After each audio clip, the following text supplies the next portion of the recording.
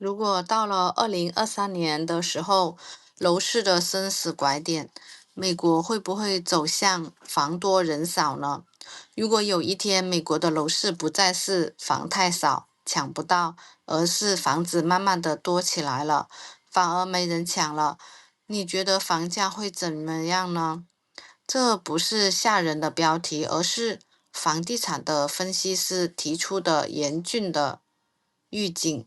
按照美国国会预算办公室的预测，大概从2033年开始，美国每年死亡人数会超过出生的人数，人口进入了慢刹车的阶段。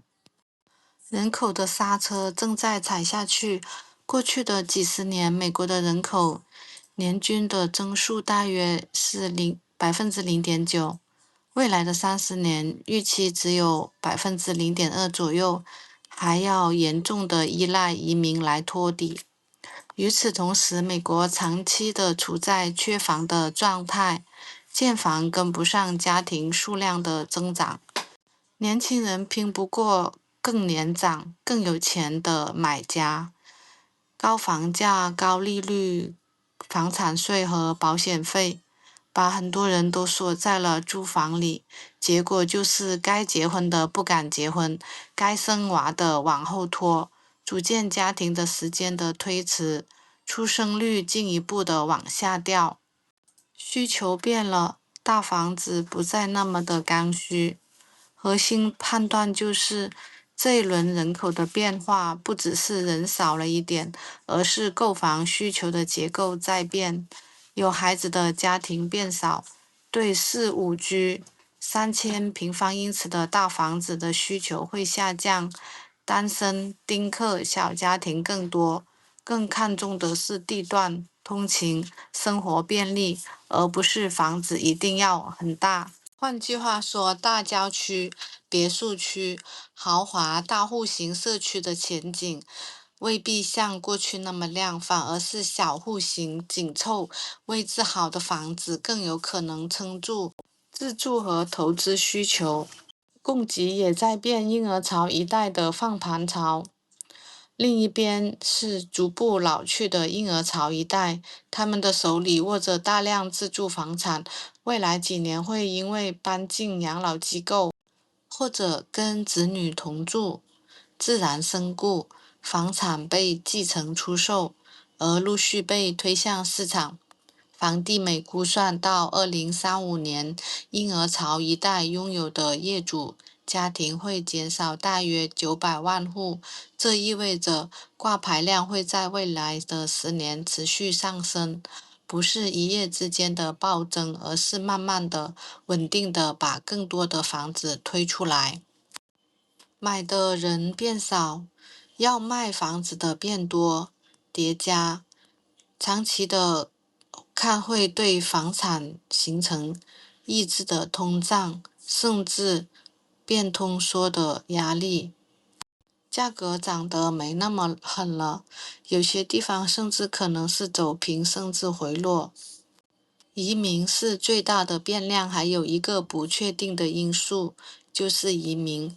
官方的预测里面写得很清楚，2033年之后，美国人口的增长几乎完全要靠净移民来支撑。如果没有移民，美国的人口会因为生育率低于更替水平而开始的收缩，这就意味着能吸引移民和年轻劳动力的州，人口和住房需求还有支撑。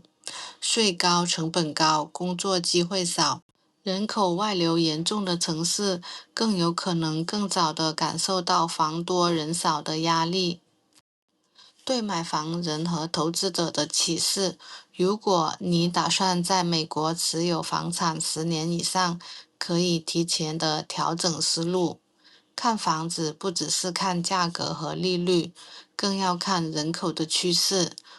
关注你所在的城市，人口是在流入还是在悄悄的外流？别只迷信大户型和远郊区，在少子化、老年化的背景下，能撑起大房子的需求的人本来就不多，还在减少。更要看重地段和它的灵活性。那些适合小家庭、单身、老人居住的房子，在一个人变少但是房子增多的时代，往往是更好出租，也更好出手。未来美国的楼市可能不会是谁先上车谁赚钱这么简单，而更像是一场关于人口和结构的长期的博弈。真正关键的问题已经从房会不会涨价，慢慢的变成了10年之后还会有足够多的人愿意买你这套房子吗？未来的10年，美国的住房供需的格局即将遭遇重大的人口结构转变的冲击。预计到2033年，美国死亡的人数将超过出生人口的数量。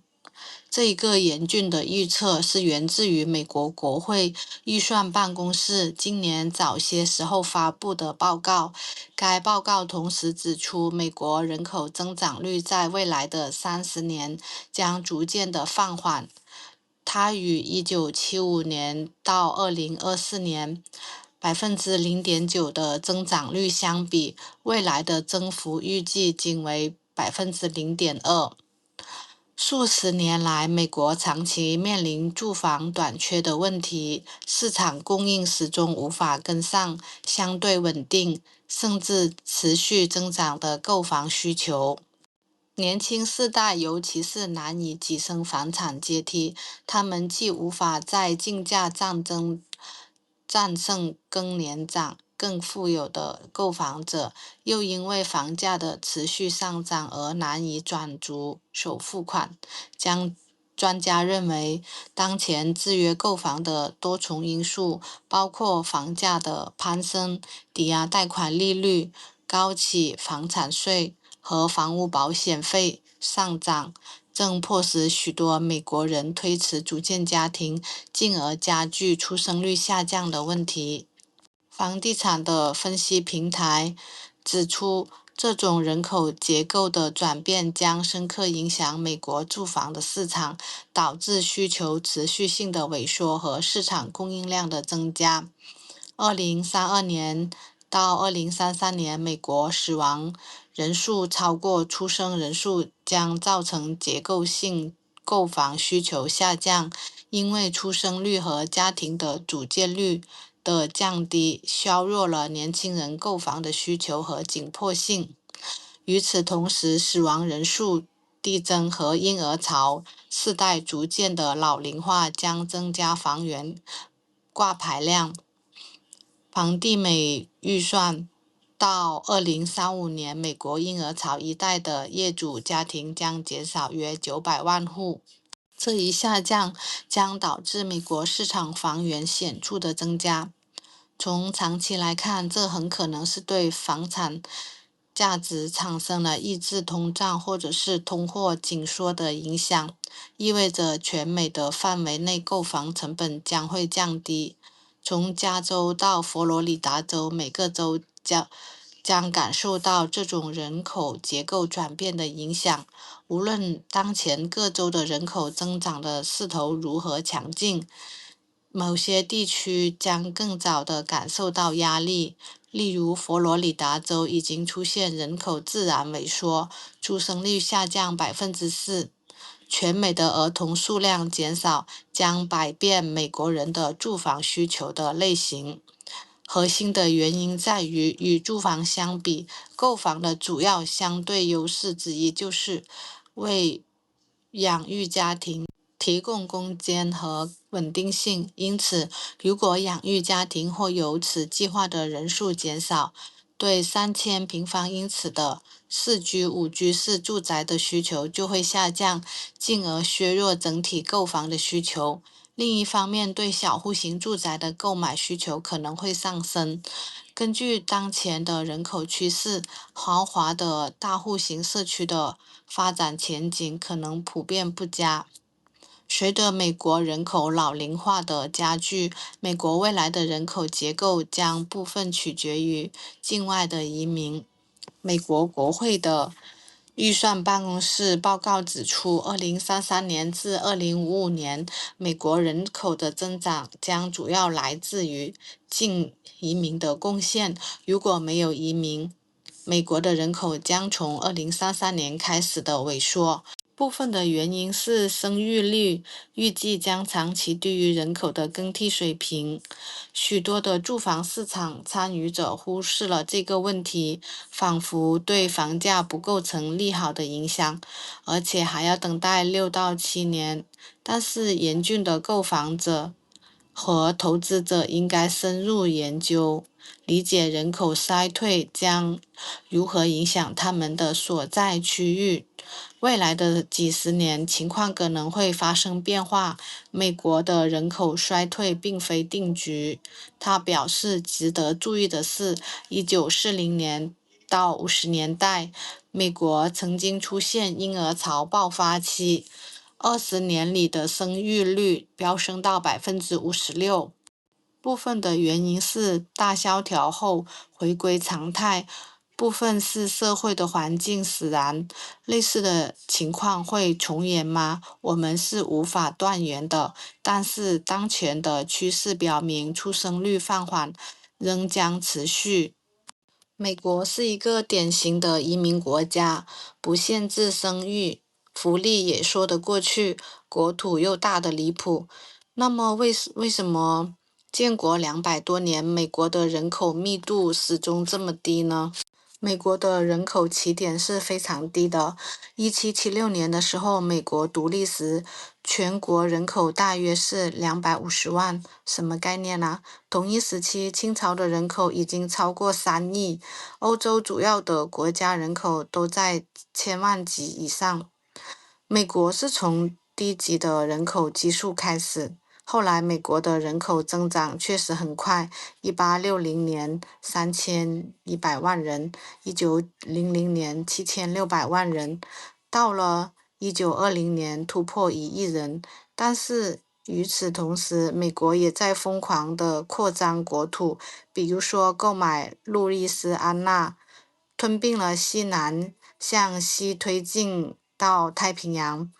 短短的100多年，国土的面积扩张到了1000万平方公里。所以的话，美国的人口密度低，本质不是人少，而是地来得太快、太便宜、太多了。美国的移民政策是有管控。1924年，美国开始严格的限制移民的配额，直到二战后才逐步的放松。即便在移民的高峰期，年净的移民人口也只占总人口的0.2%到0.4%。移民对美国人口增长很重要，但是远没有重要到拉高密度的程度。并且的话，美国移民的政策的目标是补充劳动力结构，维持经济活力。所以近20年来，美国对移民的限制反而越来越精细。美国并不是一个鼓励生孩子的国家。美国的福利看起来不少，但是你仔细拆开就会发现，没有全民的免费医疗，没有全国统一的带薪育儿假，教育、住房、医疗高度市场化，福利更多的是兜底，而不是养育支持。这对中产阶层的生育意愿影响非常大，所以美国的生育率走势和欧洲、日本高度一致。工业化完成后迅速下降，长期在1.6到2.1之间徘徊。唯一的例外是二战后的婴儿潮，但是持续的时间非常的短。实际上，美国是一个人口极端分散的社会，人口高度集中在少数的城市群，超过一半的国土几乎无人居住。居住的形态以独栋住宅、郊区为主，私家车社会，强烈的土地私有意识，天然反感高密度生活。也是因为如此，哪怕未来几十年美国的经济依然强劲，它的人口也很难出现爆发式的增长。有机构预测，到了2100年，美国的人口大概率停留在4亿左右，上下浮动，但不会再翻倍。对一个国土接近1000万平方公里的国家来说，这个数字其实并不大。从这个角度来看，地广人稀可能不是美国的阶段性问题，而是它长期默认的一种状态。随着老龄化程度的增长，美国65岁及以上者在人口中的比例在过去一个世纪增长了2倍多，从1920年的4.7%上升到2020年的16.8%。人口的老龄化在各个方面对社会产生重大的影响，其中也包括房地产市场。据统计，美国老龄人口中房屋拥有率为80%，在所有的年龄层中自有率最高，其中半数已经还清了贷款。65岁及以上的人群的住房自有率远高于50年前。